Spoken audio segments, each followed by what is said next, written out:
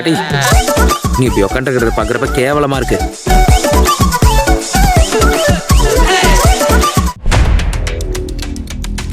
America மற்றும் Israel உலகின் மிகப்பெரிய இராணுவ வல்லரசுகள். ஆனால் இன்று இந்த இரண்டு நாடுகளும் தூங்காமல் பல கோடி ரூபாய் செலவழித்து ஒரு ஆகப்பெரும் திட்டத்தை தீட்டிக் கொண்டிருக்கின்றது. இவர்கள் இப்படி தூங்காமல் இருப்பதற்கும் பல கோடி டாலர்கள் செலவழித்து இந்த திட்டங்களை தீட்டுவதற்கும் காரணமாக அமைந்தது ஒரு சாதாரண இயந்திரம். மொப்பட் பைக்கில் பயன்படுத்தப்படும் இன்ஜினை கொண்டு இயங்கும் சாதாரண ட்ரோன். கடந்த சில வாரங்களாக ஈரானுக்கும் அமெரிக்கா இஸ்ரேல் கூட்டுப்படைகளுக்கும் இடையே ஒரு மிகப்பெரிய போர் நடந்து கொண்டிருக்கின்றது. இந்த போரின் தலையெழுத்தையே ஈரான் எப்படி தன் பக்கம் திருப்பியது?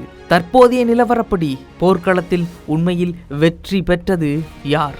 இது ஒரு மூன்றாம் உலகப் போராக, அதுவும் அணு ஆயுத போராக மாறுமா? இந்த கேள்விகள்தான் இன்று உலகம் முழுவதும் பரவி கிடக்கின்றது. அது மட்டும் இல்லாமல் ஈரான் எப்படி தனது ட்ரோன்களை பயன்படுத்தி அரபு நாடுகளையும் அமெரிக்காவையும் ஒரு ஆகப்பெரும் அச்சுறுத்தலுக்கு தள்ளியதோ, அதேபோல ஈரானின் இந்த ட்ரோன்களை அமெரிக்கா தன்வசப்படுத்தி அந்த ட்ரோன்களை ரிவர்ஸ் இன்ஜினியரிங் மூலமாக அமெரிக்கா குறைந்த செலவில் உருவாக்கப் போவதாக தகவல்கள் கிடைத்திருக்கு. அது மட்டும் இல்லாமல் அந்த ட்ரோன்களை அமெரிக்கா உருவாக்க ஆரம்பிச்சிட்டு பல பேர் சொல்லி கொண்டிருக்காங்க.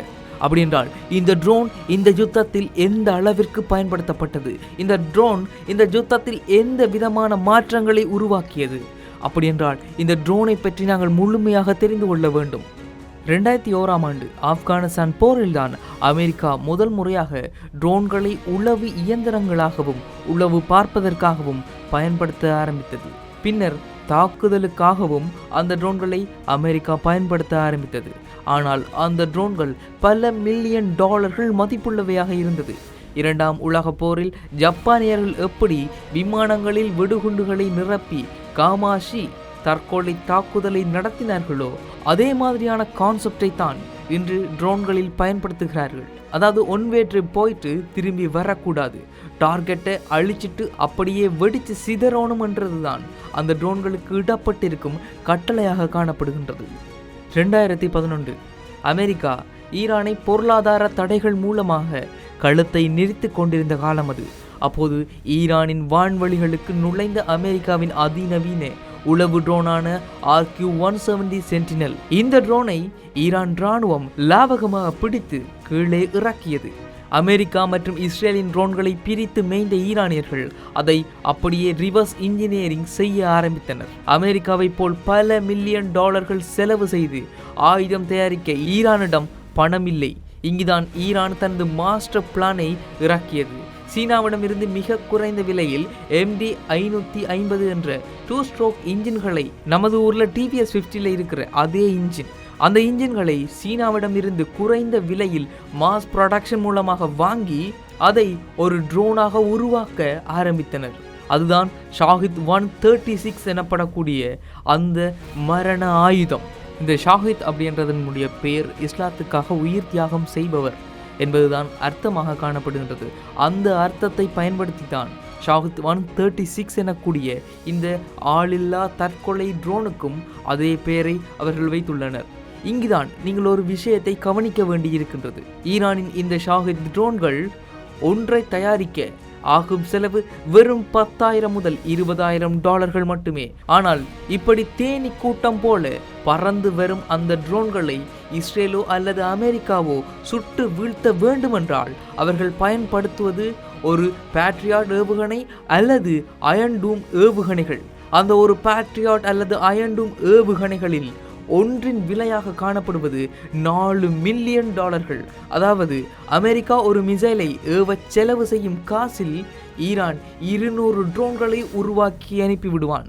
இது ஆயுத போர் அல்ல, இது ஒரு பொருளாதார போர். சரி, இந்த போரை பொறுத்தவரை யார் தரப்பில் கடுமையான இழப்புகள் நடந்துள்ளன?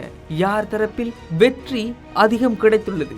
இராணுவ தொழில்நுட்பத்தின்படி அமெரிக்காவும் இஸ்ரேலும் வான்வெளி தாக்குதலில் பல படிகள் மேலே இருக்கிறார்கள். அவர்களுடைய ஃபைட்டர் ஜெட்டுகளும் குண்டு வீசும் விமானங்களும் நினைத்த நேரத்தில் ஈரானின் முக்கிய இராணுவ தளங்களை அழிக்கக்கூடியவை. ஸ்ட்ராட்டஜிக் அண்ட் எக்கனாமிக் வார்ஃபேரின் படி வியூக ரீதியாக பார்த்தால் ஈரான் தான் வெற்றி பெற்று வருகின்றது என்று ஒரு தரப்பினர் சொல்லுகின்றனர். அது ஏன் ஈரான் வெற்றி பெற்று வருகின்றது? காரணம் எசிமெட்ரிக் வார்ஃபேர் எனப்படும் சமமற்ற போர் முறை.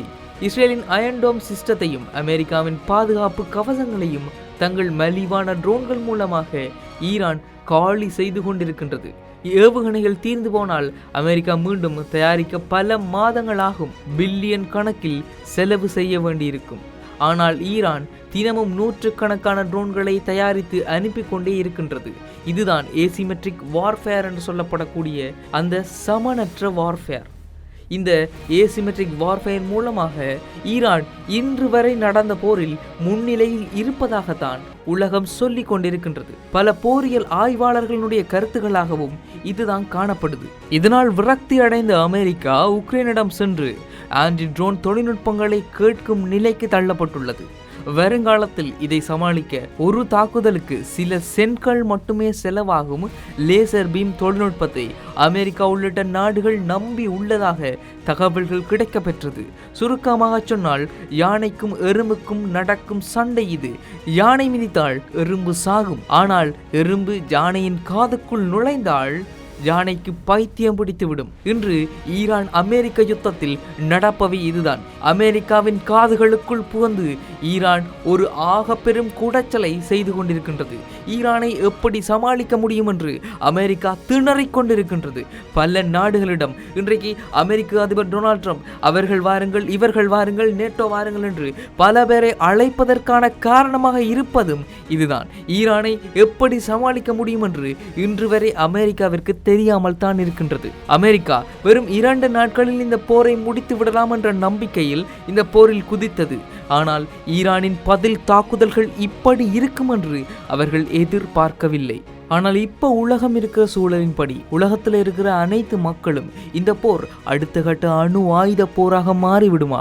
இது ஒரு அணு ஆயுத போராக மாறினால் இந்த உலகத்தின் நிலை என்ன ஆக போகின்றது?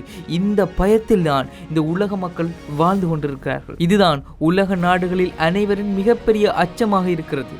1945 வீசப்பட்ட அணு குண்டுகளுக்கு பிறகு உலகம் பல முறை அணு ஆயுத போரின் விளிம்பிற்கு சென்று திரும்பியுள்ளது.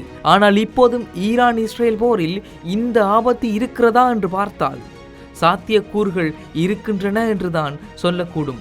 ஆனால் இது உடனே நடந்து விடாது. இஸ்ரேலின் திட்டத்தின்படி இஸ்ரேலின் முக்கிய நோக்கமாக இருக்கிறது ஈரானின் அணு உலைகள் தரைமட்டமாக்குவதுதான். ஈரானை ஒருபோதும் அணு ஆயுத நாடாக மாறவிடக் கூடாது என்பதில் அவர்கள் உறுதியாக இருக்கிறார்கள். பொருளாதார தடைகளை மீறியும் ஈரான் ரகசியமாக அணு ஆயுதங்களை செறிவூட்டி வருவதாக அமெரிக்கா பல முறை குற்றங்கள் சாட்டினாலும் நாங்கள் அப்படி செய்யவில்லை என்று சொல்லி வந்தாலும் ஈரான் இன்று வரை அதை பகிரங்கமாக ஒப்புக்கொள்ளவில்லை. ஒருவேளை இஸ்ரேலும் அமெரிக்காவும் ஈரானின் தலைநகரான தெஹ்ரானுக்குள் நுழைந்து ஈரானின் ஆட்சியையே கவிழ்க்க முயன்றால் ஈரானுக்கு இழப்பதற்கு எதுவுமே இல்லை என்ற நிலையில் அப்படி ஒரு கடைசி கட்டத்தில் ஈரான் தன்னிடம் உள்ள ரகசிய அணு ஆயுதங்களையோ அல்லது டர்ட்டி பாம் எனப்படக்கூடிய கதிரியக்க குண்டுகளையோ பயன்படுத்தும் வாய்ப்பு இருப்பதாக பல அமெரிக்க ஊடகவியலாளர்கள் சொல்லி வரும் நிலையில் இஸ்ரேலை பொறுத்த வரைக்கும் உலகத்திற்கு தெரியாமல் இஸ்ரேல் பல அணு ஆயுதங்களை உருவாக்கி வச்சிருக்கு. அந்த அணு ஆயுதங்களை என்று வேண்டுமென்றாலும் இஸ்ரேல் அழிய போற நிலையில ஒருவேளை இஸ்ரேல் இந்த போரில் தோற்க போவதென்ற ஒரு நிலை வந்தால் அமெரிக்காவுடைய உதவியோட இஸ்ரேல் அணு ஆயுதங்களை பயன்படுத்தும் என்றும் அதே அமெரிக்க ஊடகவியலாளர்கள் பலர் சொல்லி கொண்டுதான் இருக்காங்க. அப்படி என்றால் இந்த போர் எப்ப வேணுமென்றாலும் ஒரு அணு ஆயுத போராக உருவெடுக்கலாம், எப்ப வேணுமென்றாலும் ஒரு அணு ஆயுத போராக மாறலாம். இந்த உலகம் அழிகிறதுக்கு வாய்ப்பு இருக்குன்னு பல பேர் சொல்லி கொண்டுதான் இருக்காங்க. உண்மை என்னண்டா, உலகம் அழிவின் விளிம்புக்கு பல முறை சென்றிருக்கின்றது. இந்த முறையும் உலகம் ஒரு அழிவின் விளிம்பிற்கு செல்லத்தான் போகின்றது. நாம் அமைதியை விரும்ப வேண்டும், அமைதிக்கான வழிகளை தேட வேண்டுமே தவிர எந்த விதத்திலும் ஆயுதங்களையோ அல்லது வன்முறைகள் மட்டுமே தீர்வுகளை காணக்கூடாது. அடுத்து என்ன நடக்கப் போகின்றது பொறுத்திருந்து பார்ப்போம். இது IBC தமிழ்.